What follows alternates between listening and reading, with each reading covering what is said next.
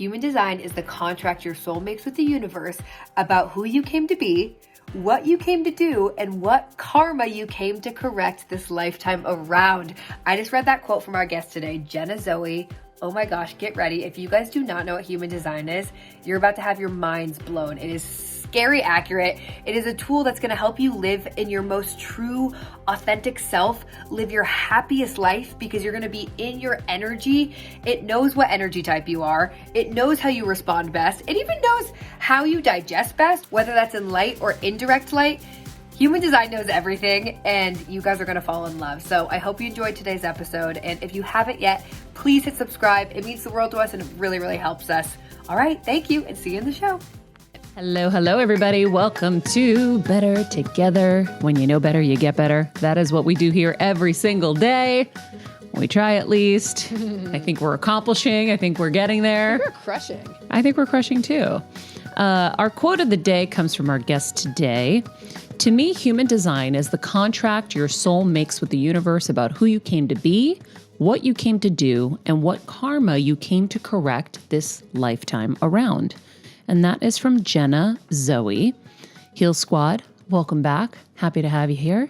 Thanks for being here with us. That quote is from our guest today, Jenna Zoe, as I said, who's going to be teaching us all about human design. Apparently, you Heal Squatters have been demanding some human design. So Kelsey dug deep and found someone for us. Woo! I'm so excited. I can barely hear you. Oh, nuts. Yeah. Oh, it is a little muffled. It's a little bit Hello. There we go. Weird. Yeah. Huh. Usually it blows my sound out over here when it's high, but here we are. Here we are. Now I can hear you. Love it. Yeah, Jenna is an expert in human design. She has been studying this for, I think it was like 8 years or something. It's a new system of self-discovery, helping reconnect people to who they came to this planet to be.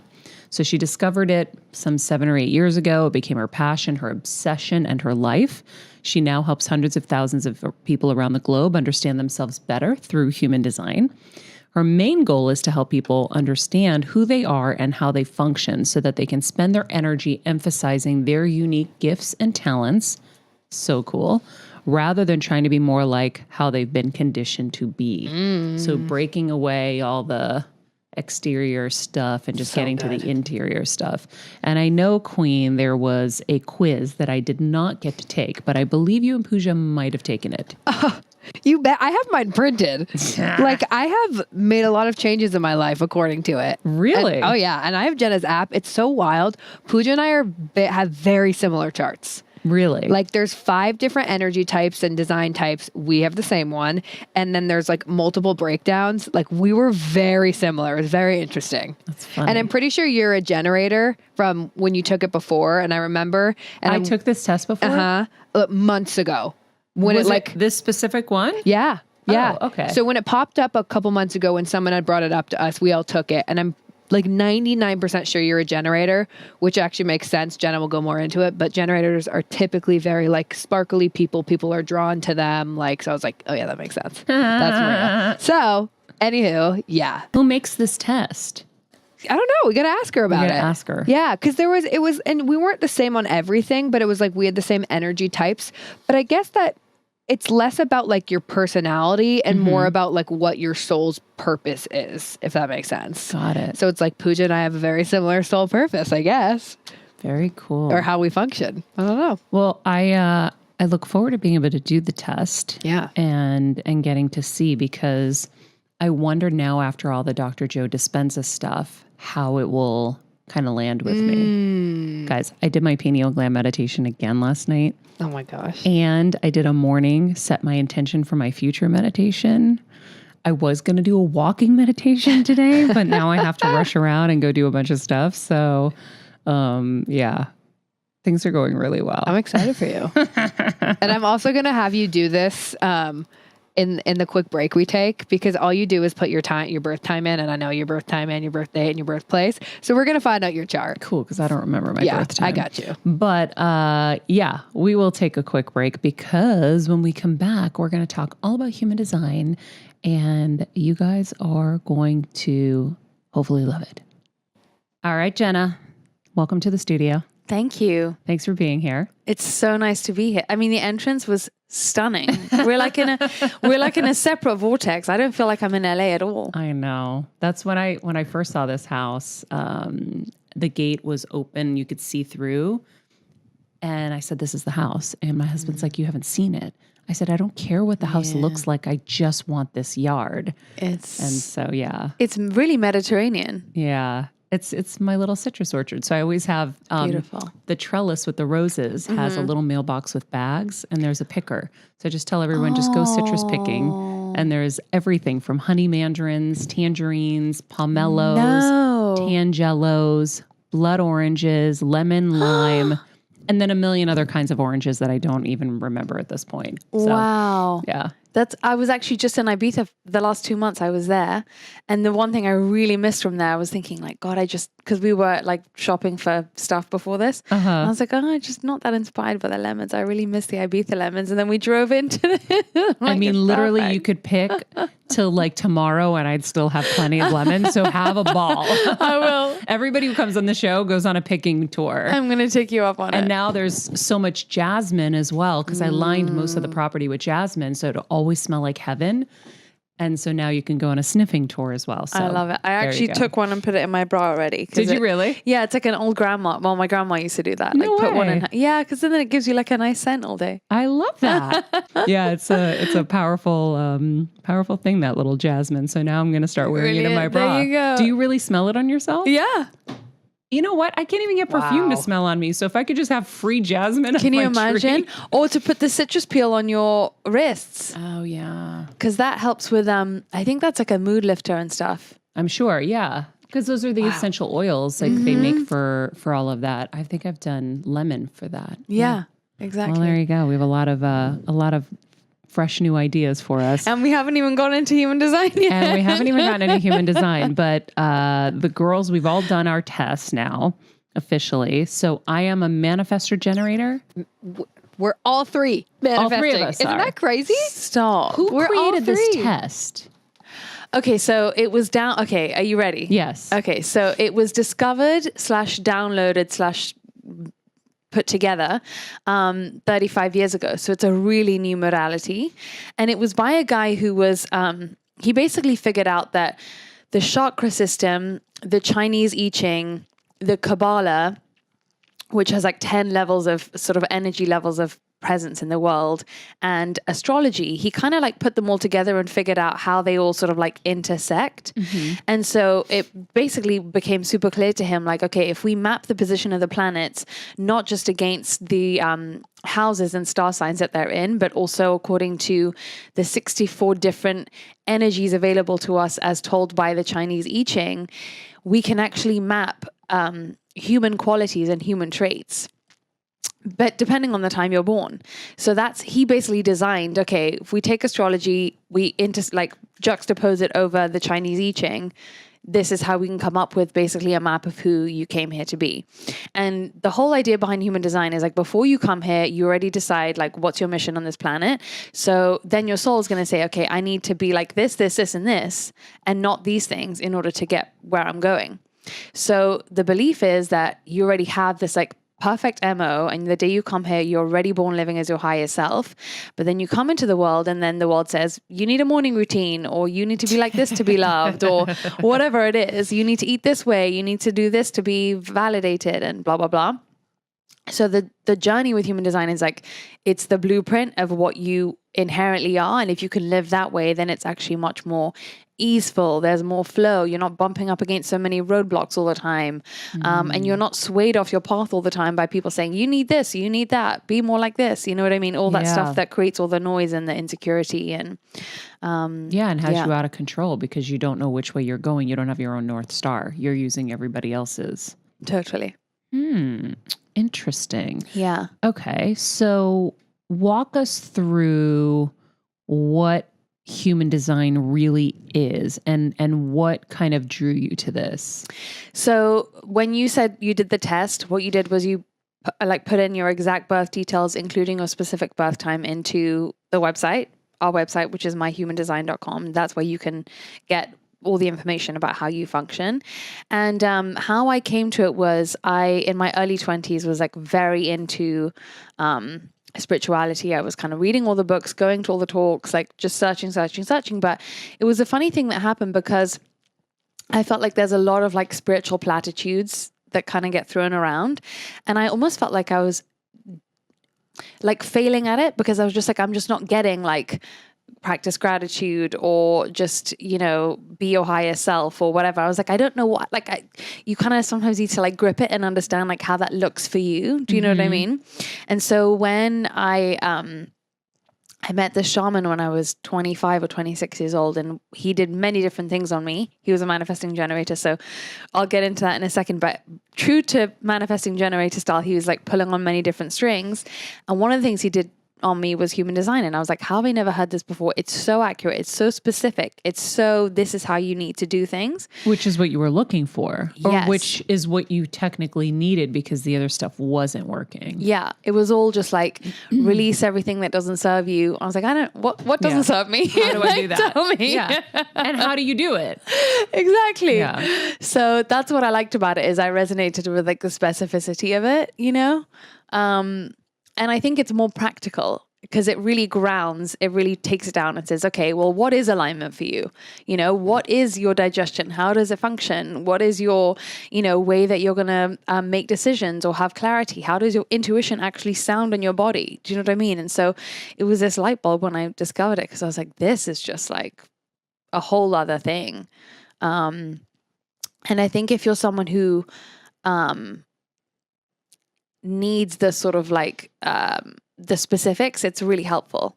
Yeah. So how did you get into this? Because I'm always fascinated when young people get to it before trauma, or did you have a trauma, or did you have some, you know, like even at the Joe Dispenza retreat, he's like, most people wait till it's like, you know, really bad to get to this work. Really? So So I've always interesting. been fascinated with how do we get people there, which is kind of the goal with the show every day. How do we get people thinking about these things in a non-aggressive way, just a kind of, you know, let's just talk about stuff and let's just start to have it enter our awareness and be in our kind of, you know, our vortex, and then maybe we'll grab something and, you know, maybe we'll grab another thing and keep adding things into our toolbox so that you don't have to wait till that devastating diagnosis. That's so beautiful. So one of the things that I picked up early on in my 20s was Kabbalah. And in Kabbalah, they say that, you know, the universe is literally designing the perfect challenges for you to get you to grow. And if you don't listen, they get louder. That's nothing crazy now to you or I, but me being 22, I was like, well, oh my gosh. So then when I heard that, I was like, okay, well, clearly the thing is to keep your ears open before shit hits the fan, right? Yeah. So that was what sort of made me super curious before things were terrible. But at the same time, I grew up in I think my sort of, I don't want to even call it trauma, but my sort of like pain point as a child was like not really understanding what everyone was like rushing around doing all the time. Like I just didn't get life. Like no one seemed that happy to me. No one seemed that kind of like emotionally connected. It wasn't just, I guess I had this idea of what life could be like, and I just thought everyone was not getting it, and I just wasn't understanding like what this whole thing was about. That's so interesting. So I just thought everyone was a bit stupid, including my parents. I told my sister when I was 8 years old, I was like, they're just a bit dumb. Like they're just our parents. I know. Oh my God. Wow. Not in like a derogatory way. I just was like, they're just people. Like I just like, what are they doing? Like they're so serious all the time, and they're like running around doing this and that. I'm like, were they don't get just it. like high anxiety, frenetic? Like Not even. what was it? I don't know. No one seemed like, I don't know. No one would like sing on the street and twirl and just be happy. You know what I mean? It just seemed weird to me that wasn't. Wait, she was living in Disney World. They were living in like the regular 3D world. Exactly. She's like, why are you guys not like, I'm not getting it. why aren't you singing like It's a Beautiful Day? Which I do now. That's so funny. But at 8, you were aware of that? I was like, what is this whole thing about? It's so heavy. Like what on earth is going on So then here? did you ever fit in school? I imagine. I was very shy, but I was good at, I'm not one of those people that says like, oh, I felt like I was never, you know what I mean? Because I think I probably was like, okay, well, I can figure out how to like play the game. So let's just like follow the rule. You know what I mean? So that was probably my kind of veer off point. But then, that's why I think I ended up going heavy into spirituality in my 20s. And so what's interesting is that my conditioning, and conditioning is obviously what we talk about a lot in human design, is like everything that tells you to be something other than what you are is conditioning. So the whole goal is to decondition yourself from all the things that are the sort of external pressures and to really click back into your inside GPS. And so my conditioning was actually really about like, have a business, be a badass, like work hard, get up at 6 a.m., grind. Like that's how you prove yourself. It was almost more important to me to work hard than to do well out of it. And so when I first found human design, it was a really interesting thing for me because firstly, no one was doing spirituality at the time. No one was definitely doing human design. That was not cool. And it was just like a sleeping How science. long ago was this? This is 8 years ago.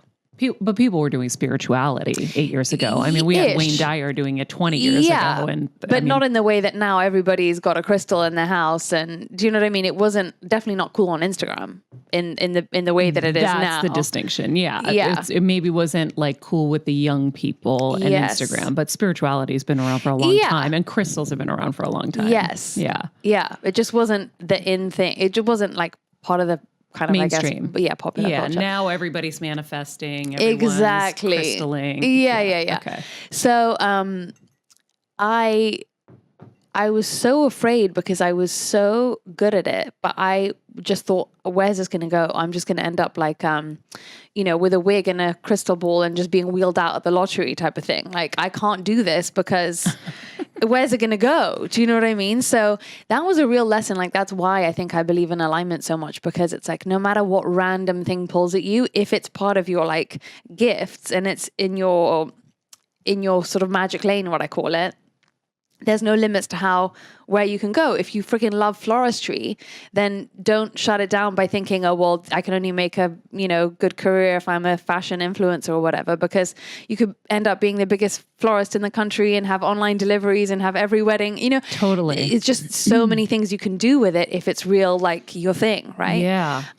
So I started I love that you just said that, because I think, nowadays it's like everybody feels like they have to just be an influencer and in fashion specifically, or they don't see the other paths that are connected to their passions. Maybe it's more like that where, floristry is a really great example. Like, flowers are so beautiful. Look at what Jeff Latham, if you don't know Jeff Latham, look him up on Instagram. He does all the Kardashian events. He has built the most insane business and brand off of flowers. Yeah. He makes the most gorgeous arrangements for the Four Seasons hotels and all this stuff. He's incredible. But, it's not something you would generally think. If you went to your mom and dad and you're like, I want to be a florist, they're just going to think of the little store down the street. And by the way, there's nothing wrong with that. But if you have a deep passion for it, you can do so much with anything. Literally. So I'm really glad you just said that, because I think a lot of people need to hear that. Whatever it is, if your passion is honey, I don't know, your passion is feta cheese. Yeah. Okay, continue. Sorry. So it's just fascinating to me that it's that, and we're conditioned over and over and over again. Everybody's talking about conditioning from childhood, but it's like every day that you pick up your phone, you're getting reaffirmed that there's only 5 career options, one way to do life, and it's so limiting to all of us. And that's what makes me so passionate, is like helping people become individualized, because I think that that's how we create the better world. Is like everyone's doing the puzzle piece that they're supposed to be doing. Everyone's taking their shape. And then everybody just fits better together. Do you know what I mean? So, exactly. So I just pointed at the show's name. I'm like, yeah, exactly. That's so sweet. We are better together. It's true. Yeah. So, and I like that you're focusing on creating individuals, because it's so funny. Like, we were somewhere recently and I go, honey, look, everyone's dressed the same. Because we played that game in Italy. We were in Italy and I said, watch, every couple, they mirror each other. They're wearing the same kind of sneakers, same kind of jeans, both wearing raincoats, both have rain hats. Or then it's like the young girls and they're wearing the high-waisted jeans with the cropped little black top with the little pony, and everyone is the same. Yeah. No one wants to be an individual. No, exactly. Because we're trained to just, that's what we're supposed to wear. Cool, let me go get that. Yeah. It's totally that. But in and everything. It's getting narrower and narrower and narrower. So how do you teach someone to be an individual? I think the first step, and well, this is how I do it, is you hold the mirror up and say, these are the things that you are good at. And, you know, you being an amazing nurturer makes you, obviously no one told you that could make you a billionaire when you were growing up, but you don't realize you're so good at it because it comes easy to you. And so then you assume that everyone else is good at it too. Yes. And that's where we don't see our gifts, because we just are so anthropocentric that we assume everyone is the same. So like the reason you would sit down on that stool would be like the same reason I would sit down on that stool, but it isn't. So we're seeing everything through our lens. So we think our hard is everyone's hard. We think our easy is everyone's easy. When you have like an outside system that says, no, you are really good at this, or you really care about people, or you're amazing at systems, or you're amazing at explaining things. Logic comes easy to you. It doesn't come easy to everybody. Stuff like that. Common sense. Not easy for everybody. Not easy for everybody. You know what's so great about that is my husband recently had a session with someone, and she said, you've always thought your strength was like your physical, like I can get everything done. I can like, you know, refinish houses. I can do everything for everyone. And she was like, your actual gift is your, it was your kindness and your heart or something. Yeah, Those are and your how gifts. he gives to others. Yeah. And it really resonated with him, and it really connected, because he's like, I never would have thought of that.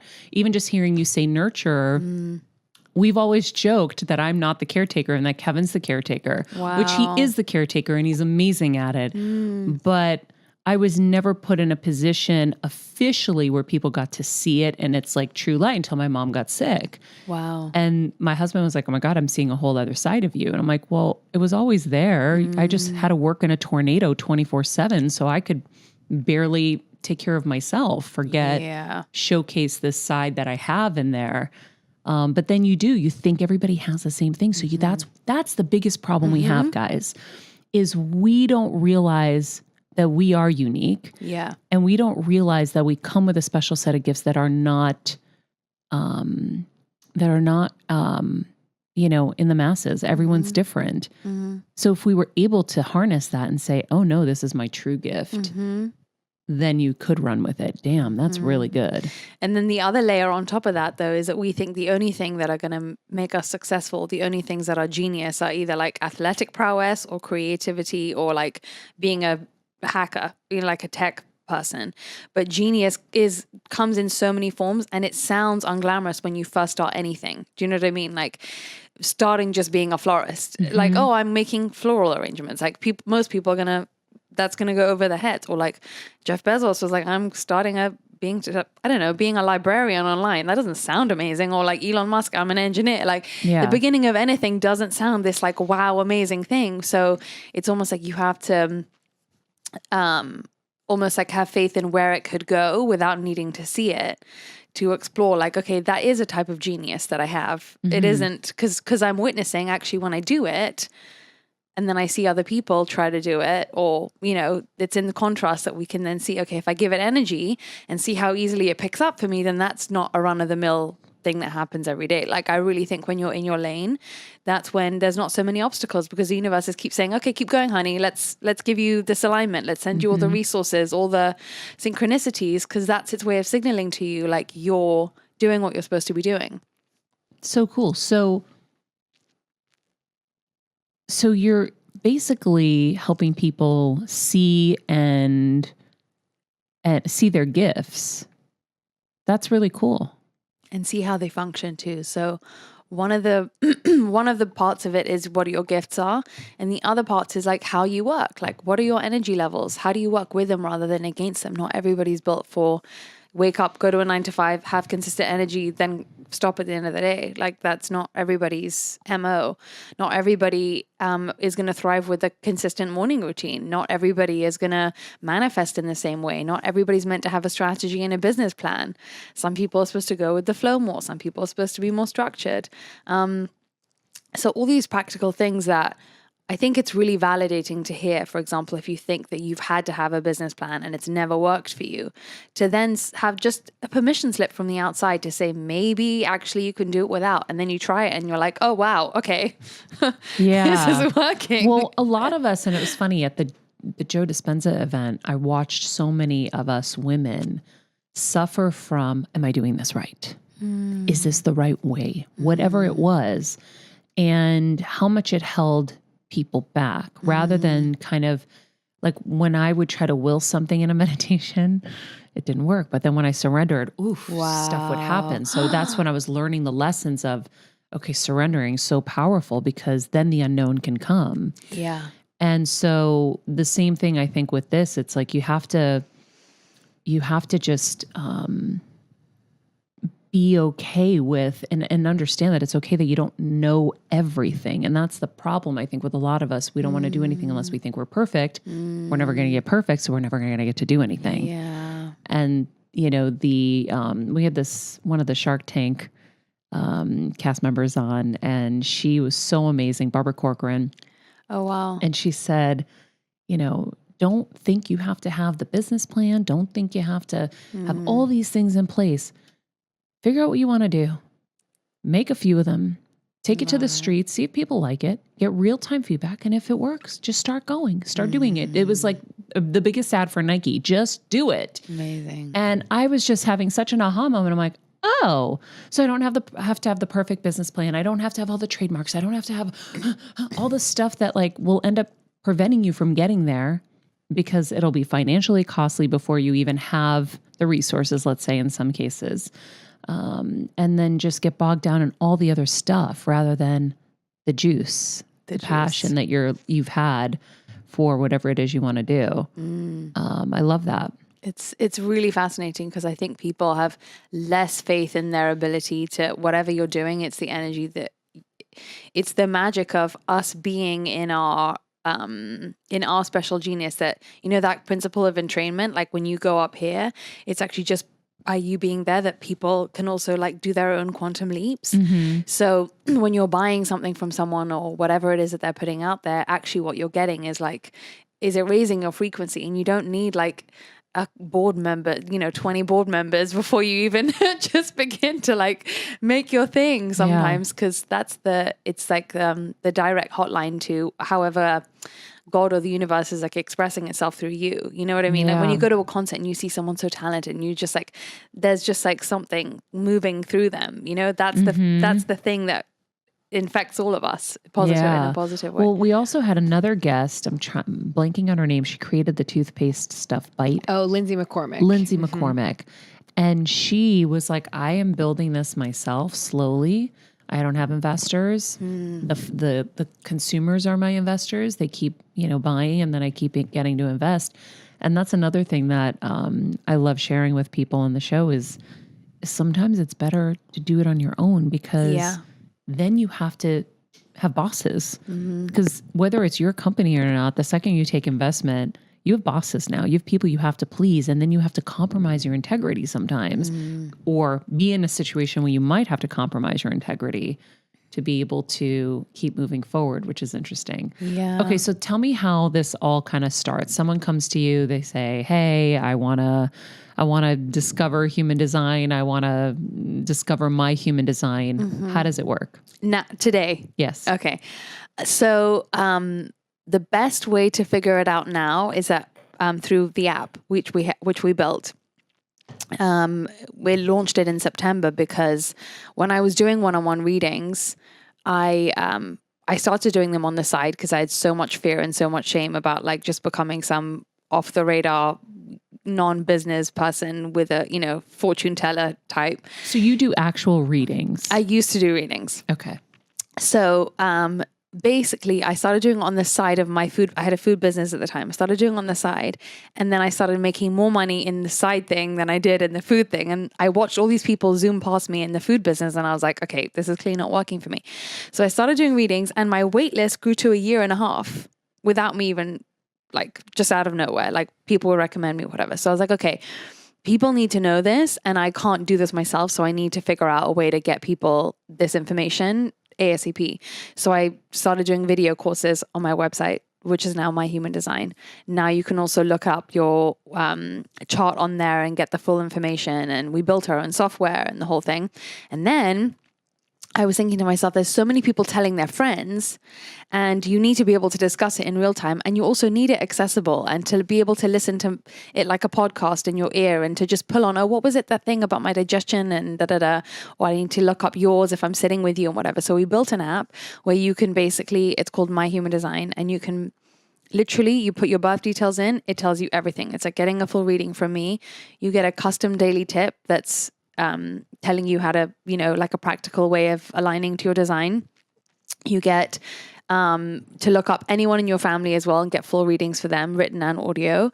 And also daily voice notes about this kind of stuff that we're talking about, how to decondition and that kind of stuff. So it's all there, and it's for, a latte a month, basically. You just get, because one of the things I don't like about spirituality is like everything is $555 or $11.11, and I didn't have that money to pay when I was first getting into spirituality, and I didn't like that it was kind of gate-kept behind all these like fancy courses. And I really have discovered with human design, because I've done readings for so many different kinds of people, this shouldn't just be for people who are singing mantras and doing meditations and whatever, because everybody on the planet wants to know a little bit more about how they function. Mm-hmm. Everybody can benefit from it in a non-woo-woo, non-gate-kept type of way.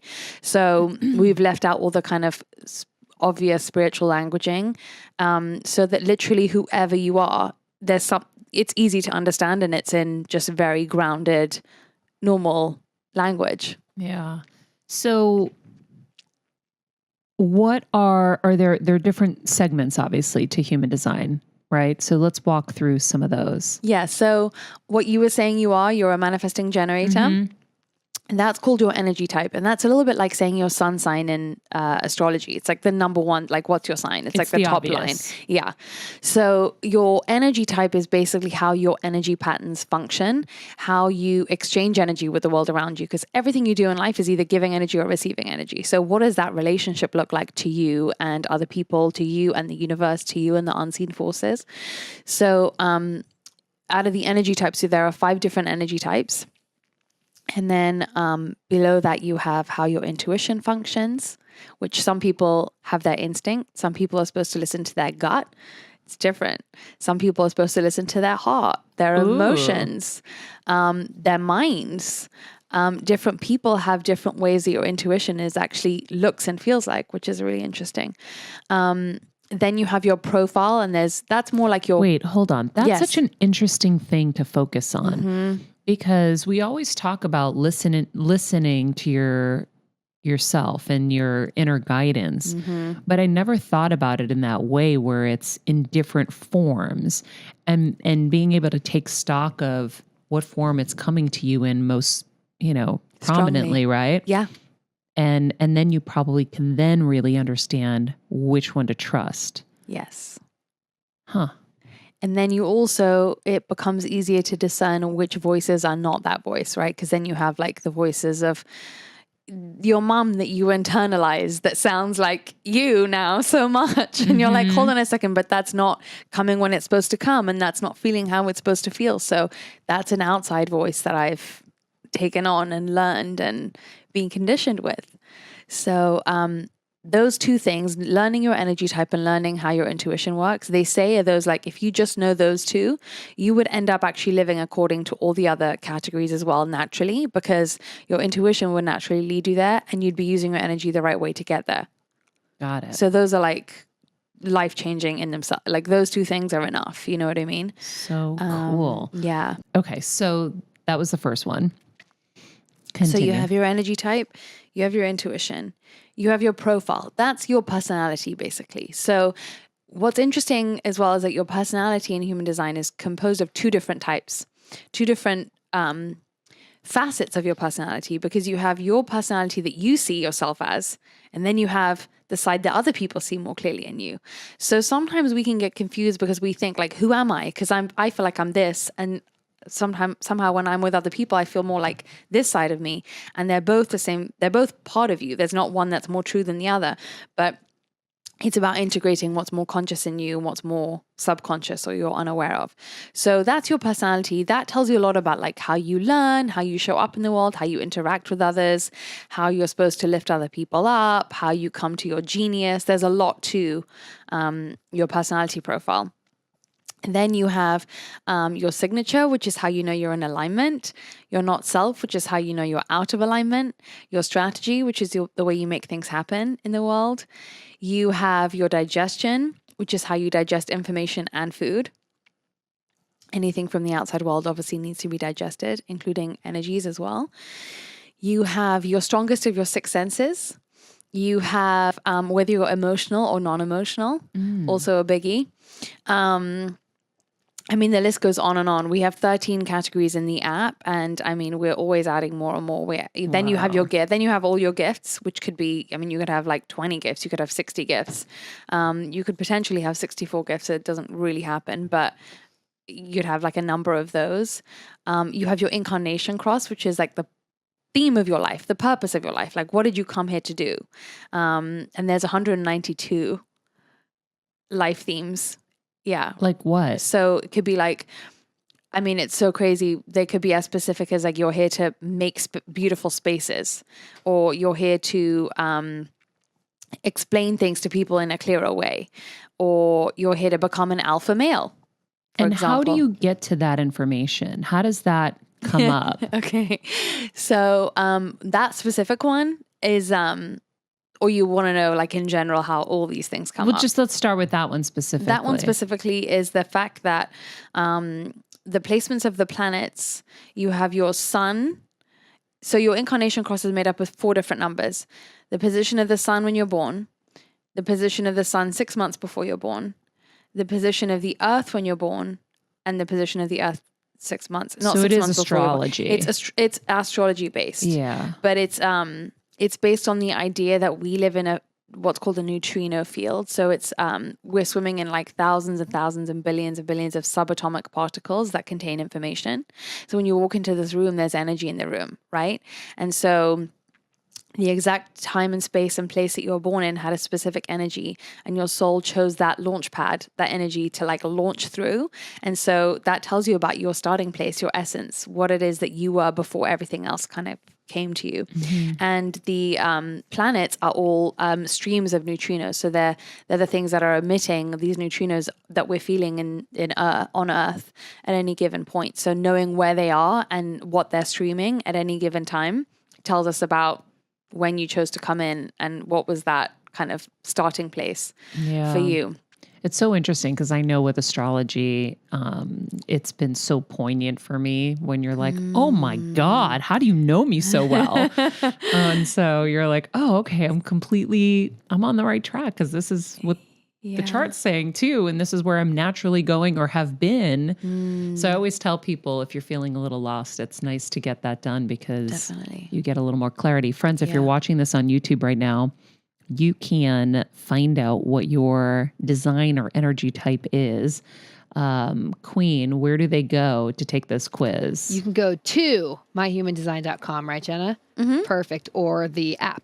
My Human Design app. So if you want to know whether you're a manifesting generator like us gals are, what are you, by the way? I'm a projector. A projector. And what is a projector? So shall I tell you about the 5 types? Yes. Yeah. So, because that's like the main sort of thing that people can. It's so cool. The 3 of you though are MGs. That's kind of crazy. That's kind of wild. Do you get so much done? We do. Yeah, we do actually. We do. Yeah. We get a lot done. People come in and they're like, how do you guys do as much as you do? Yeah. Because you're MGs. That's why. But it's strange. And I was saying earlier, the girls like Kelsey and Pooja are very different humans. And they both have their own skill sets that are very different. That's why they're complementary.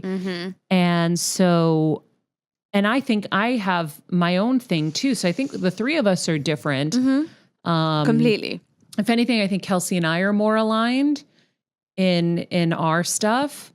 And our incarnation cross is the same too. Is it? Yeah, Maria and mine are.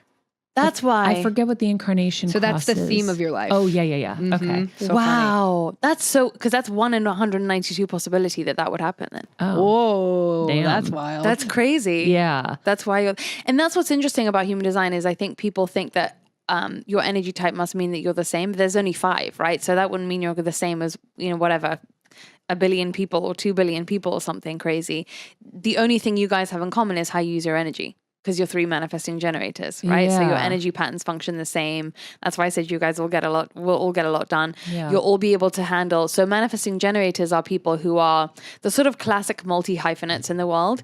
They're doing a lot of different things at the same time. They're interested in a lot of different things at the same time. And because they're supposed to do many things and wear many hats, they're able to master things much more quickly than other people. Because it's like the universe is like, okay, you need to learn to play the harp like quick, so you get the lesson and then integrate it. 100%. That's always been me. Kevin's like, how the frig do you There you just go out there and then you're good at it? I'm like, I don't know. It just happens. There you go. Except for golf. Can't do golf. I looked like I was playing hockey. Mark Wahlberg looked at me and he's like, are you okay? I'm like, I know how to play hockey. I guess golf isn't my thing. It's not the same. Yeah. So that was the one time and baseball. Suck at baseball. Cannot do that well. But everything else has been really good. So when you guys are passionate about something, you can pick it up like this. Yes. And so then it can also be quite frustrating because you have to understand that not everyone works at the same pace, right? So you guys get the quick mastery. You're able to integrate many different things. So that's MGs. They're like super passionate about many different things. I always use Jessica Alba as an example because she has her eco baby company and she's acting. It's like if you told someone at 15 that's what you wanted to do with your life, people would be like, no, you have to choose one. Yes. Somehow though, when an MG is okay with having so many different things they're into and they integrate it and they own it, people go along with it. And they're like, oh, that's so cool. How do you, amazing. And it's so believable, but only because once you've lived it, no one's going to believe it before you live it, you know? Tony Robbins is another classic example, or Angelina Jolie, who's just like directing and acting and adopting babies and UN. And you know what I mean? It's like, that's the MG energy. So that's manifesting generators. Then you have generators, and generators are kind of more slow and dedicated to one thing and then just building a mastery and almost like a romance with that one thing over the course of their life. So I wish I was a generator sometimes. do you? Yeah, because I feel like whenever I've slipped into generator mode, I've been my happiest. So whenever I've taken an acting role, for example, because it's not my focus in life and my strength, let's say, hosting and all the other things I can do blindfolded, that I have to work harder at. Maybe because I don't do it enough, I'm more insecure and nervous and all of that. So anytime I've had an acting role, I've shut everything else down. I've put all my focus into it and I'm so happy. Wow. Because juggling a million balls gets so exhausting. And doing it for a long period of time at the highest of levels gets really exhausting. So those were always like some really nice breaks where I just get to have fun. That's so interesting. So I love dropping in a generator mode. I don't know if you can switch around, but I feel like I switch around. It's interesting because with MGs, that's the other thing, is that just because you can wear all the hats. So manifesting generators are ruled by their gut. So if you're not excited by something, that's the universe's way of saying, I actually don't want you to be doing things.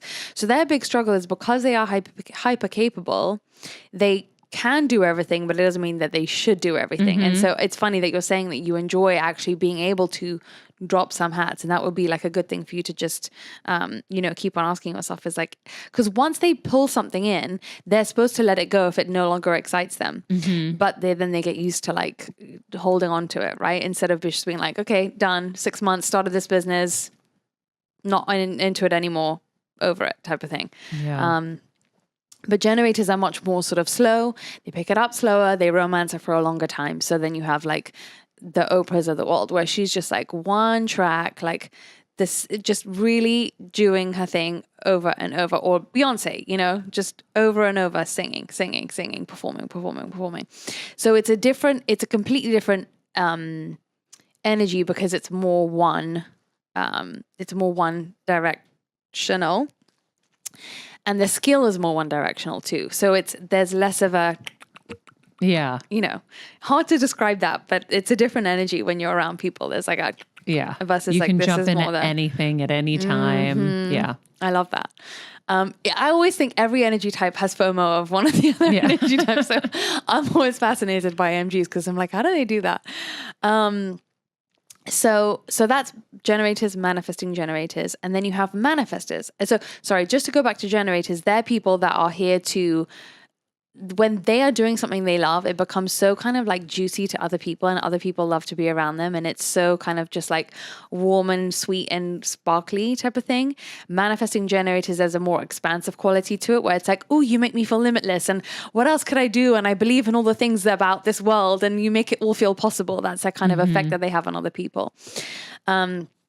Now, manifestors are much more the kind of people that are just going to like have this random urge to do something, start it, and then they're just going to completely leave it alone. And then they're going to check out for, you know, years or months or whatever. So their energy is much more, I'm at 200% or I'm down at 20%. And maybe that's Kevin. It would be interesting to know. Sounds like Kevin. That would be really interesting to know.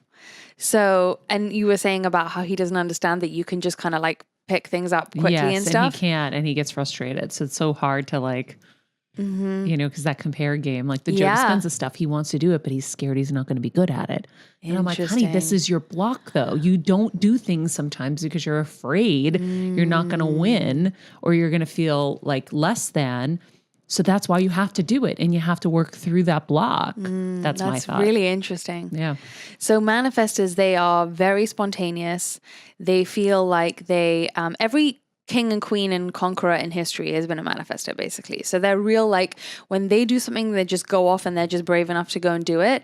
Somehow people just follow, and then they end up creating movements. So you have like Gloria Steinem and J.K. Rowling, and they just like create worlds within worlds that other people want to like follow into, but they're not supposed to carry everyone there. They're just supposed to go because they want, and then other people end up doing it with them type of thing. He's carried everyone. That's where his problem's been. The classic manifestor. Let me just poll everyone and see who wants to come. Where do you guys all want to go? Because I'll make it happen for you. Rather than just being like, I'm going, this is what I'm doing. And then people are like, oh my gosh, I want to come too. That makes it sound so fun. But because you're so self-certified, that it makes it look good, you know? Wow. So interesting. That's manifestors. And Adele is a manifestor. And I was listening to an interview with that she did recently. And she was saying, I put out an album, but then I literally rest for 2 years after the album because I'm like dead after that. And I'm like dead to the world. And then I put out another one and it takes me a year. So you literally only see her every 3 years. And I was like, wow, that's so true.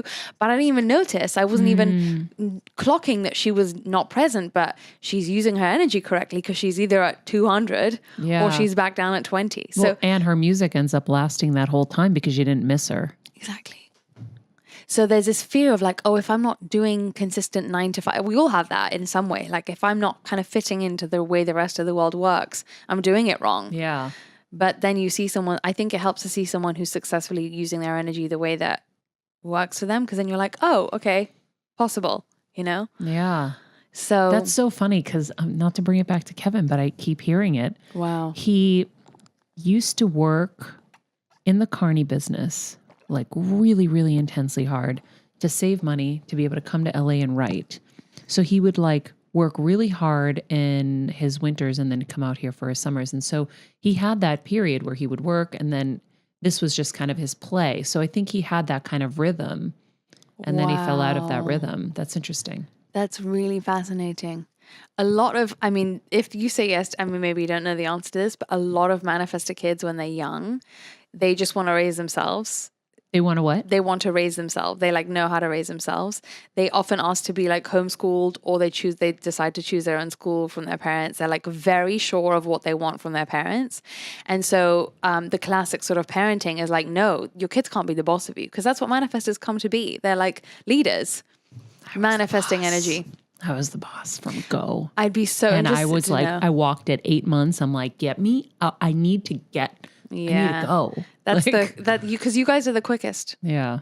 And also I'd be interested to know what your personality profile is too, because there's some personality profiles where they want to, like, for example, like, are you driven by like saving the day and like championing things, or do you need to know everything? And so those would also intersperse, you know, then you have so many different combinations of different kinds of human beings. It gets really interesting. I have Maria's if you want it. What is her profile? Her profile is 1/3 the establisher. 1/3. Yeah. Yeah. So the one is your internal personality. So that's the person that always wants to figure it out, always wants to know the answer. Like, how do I establish a solid foundation for myself? That's why you're probably so curious about so many different things. And then the 3 is like but I also have to try it out for myself, and I have to test it, and I need to experiment, and I need to try things on.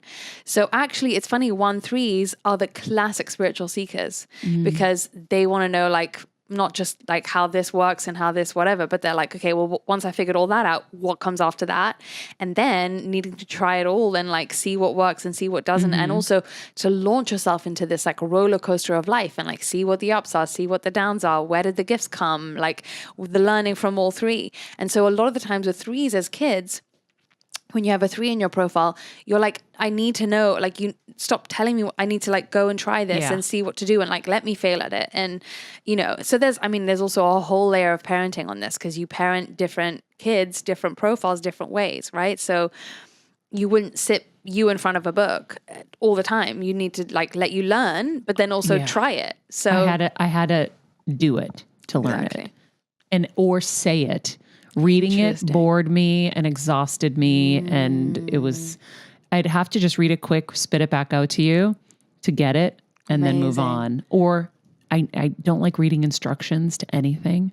I just got to put it together and fix it and figure it out and just do it. That's a classic 3. 3s. I hate instructions. We laugh about Taylor, the girl who's here with me is a 3-5 and we always joke, all 3s hate instruction manuals. Isn't Never that read funny? them. Yeah.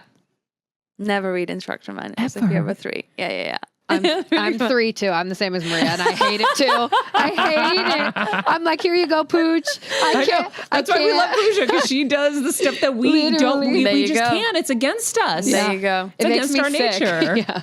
But this is what's so amazing to me is that when you are so clear on what your strengths are, not only are you more comfortable just doing whatever your thing is, but you're also more in awe of other people having separate strengths than you. So then this whole thing of like, oh, celebrate the other or like be yourself, there's actually like a groundedness to it. It isn't just like me trying to be celebratory of others whilst I'm still not understanding what's different about them or still not feeling how incredible that you get to be you and I get to be me. I'm not trying to be you. You're not trying to be me. And like you can be unapologetic.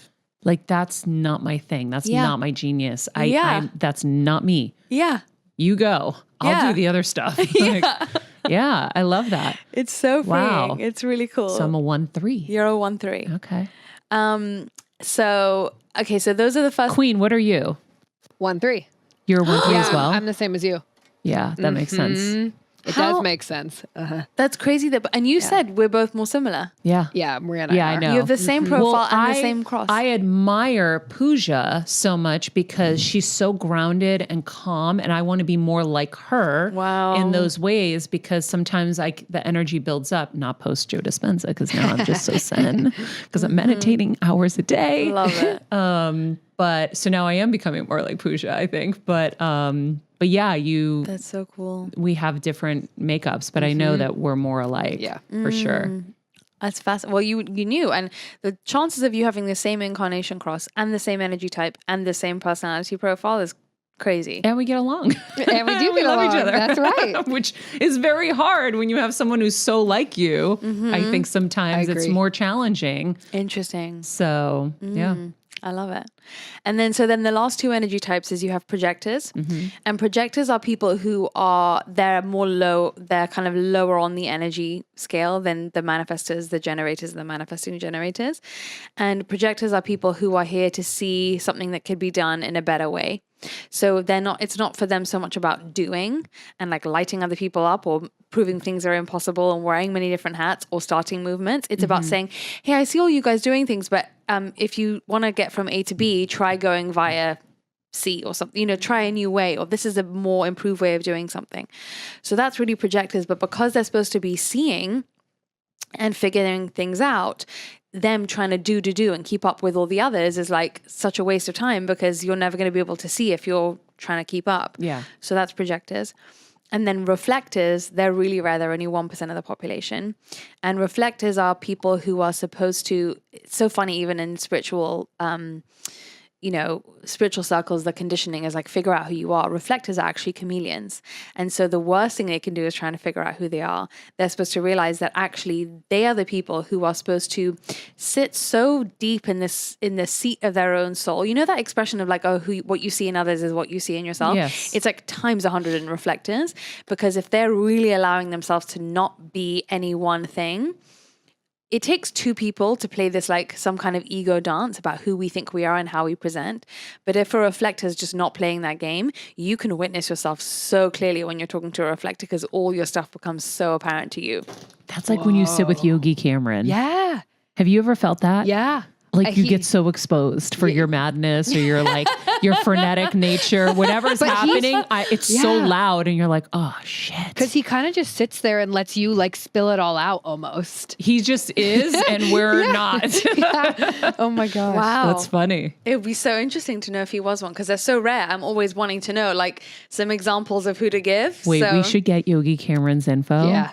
Please tell him we want to see him. if he's a reflector. Tell him that we're doing this human design thing and we have an idea of what he is and we want confirmation and ask him for his stuff. He's traveling in Europe. We were just talking the other day, but he's amazing. Wow. And he's definitely a reflector. Wow. There's no chance I'd bet anything on my life. I agree. Wow. Yeah.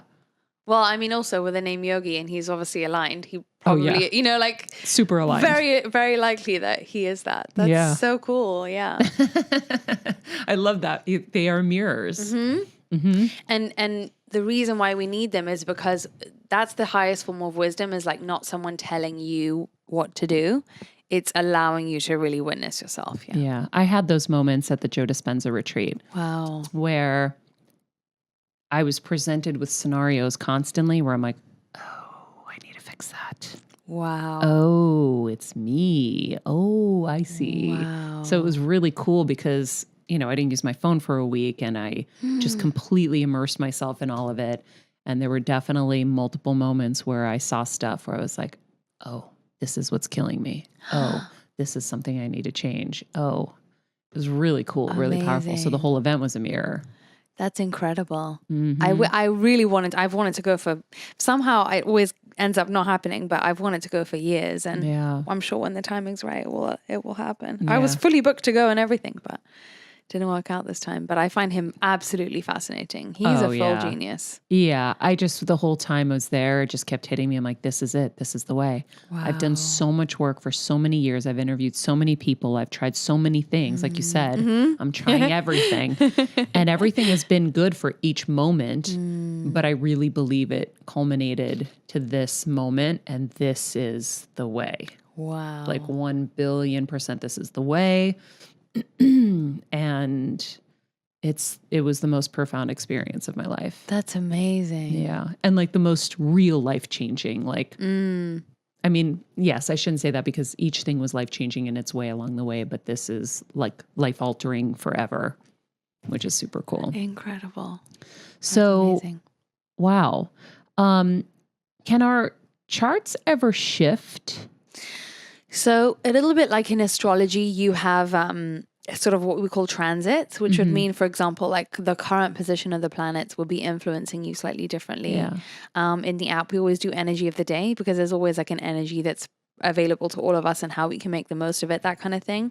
And that energy would affect you slightly differently than it would affect Puja, for example. But who you are never changes. You know, like the original chart is your essence. What you came here for. What you came here for. That's your essence. It's like, and I think it's really, it's such an important humbling practice to, I think, especially in spirituality, because there's so much choice and so many options that the things that are really true with a capital T don't really change. They're the same things over and over again. And we're always kind of almost like looking for the new thing. But actually, like you're saying, like it's coming back to the same practices or the same truths or this reminding yourself of who you are over and over again takes discipline. You have to do it every day because you're up against so much other stuff. So that's also why with the app, it was really important to me to have an app because you almost need a voice in your ear, just keep coming back to you, keep coming back to you, keep coming back to you. And it's difficult for us to do. So even just having a practice where you're, you know, okay, I have something that I do that helps me come back to me. Yeah. You know, when you need the hand holding. Right? Because I think there's so much information out there. What we really need is the hand holding. What we really need is the practice, is when we falter, something else to remind ourselves or to give us the permission slip to do it our way. Because, you know, there's always more to decondition from, right? Yeah. And it's the same shit over and over again. I'm like, oh, I didn't sleep on it this time, which I really need to do because I'm emotional. And I'm like, I reacted too quick and now I feel differently about it the next morning. You've been doing this for 8 years and you still forget, you know? Yeah. It's so simple. Well, also, you know, the exterior is always either telling us what to do, who to be, how to be, and you have to battle all those forces, right? So that's why, you know, meditation and intentions are so powerful, because you can kind of, you know, sturdy yourself when you go out into the world. So the voice note of the day that I did yesterday in the app was about the fact that, and it was like the first one I've ever done that's like inspired by popular culture, but just to illustrate the conditioning thing, is like how triggered people get over someone like Kim Kardashian saying she had to lose 16, she lost 16 pounds in 3 weeks or whatever. And it's like, that's such conditioning, is like hearing when someone's doing something that is either working for them or not working for them, who knows? It's their thing. But it has zero bearing on what your MO is on your life, right? So all this stuff that we have to kind of, I guess, recognize that we're still programmable enough to say, when I look at this on social media, even if it's not conscious, it's making me think maybe I should be wearing yellow or whatever. You know, I'm using a silly example, but you know, this person is doing life this way. We have to constantly, it's that discipline to say, this does not apply to me, or this maybe doesn't apply to me. And if it does feel good to me, it's only because it's already my alignment and ours match in that specific one way. But that doesn't mean everything the way they're doing about their life, I should be doing as well. You know, like, but we should ourselves. And what you're saying about women is like, we should all the time, even when we're not aware of it. Yeah. And where do you want to put your energy? That when everybody was so hot on politics, I just kept saying, guys, really, you're like working yourself up so much, and you want your opinion to be heard and you want to be right so bad. Just like sit with your thoughts for a minute and just cleanse a little bit, because it's so consuming. Anyhow. And you know that most of the population, if you look at their gifts in human design and everything, a lot of people are not supposed to share their opinions with the world. And now we all are. do. Oh man. This was such a great conversation. And friends, if you want to know more, you can go to Instagram, Jenna Zoe. We'll put everything in the summary of this episode so that you can find her app, and take your human design quiz as well. Jenna, thank you so much. Thank you for having me. And friends, we're going to leave it right there for today. In the meantime, be nice people, make good choices, and be present. This podcast and all related content published or distributed by or on behalf of Maria Menounos or mariamenounos.com is for informational purposes only and may include information that is general in nature and that is not specific to you. Any information or opinions expressed or contained herein are not intended to serve as or replace medical advice, nor to diagnose, prescribe, or treat any disease, condition, illness, or injury, and you should consult the healthcare professional of your choice regarding all matters concerning your health, including before beginning any exercise, weight loss, or healthcare program. If you have or suspect you may have a healthcare emergency, please contact a qualified healthcare professional for treatment. Any information or opinions provided by a guest expert or host featured within website or on company's podcast are their own, not those of Maria Menounos or the company. Accordingly, Maria Menounos and the company cannot be responsible for any results or consequences or actions you may take based on information or opinions.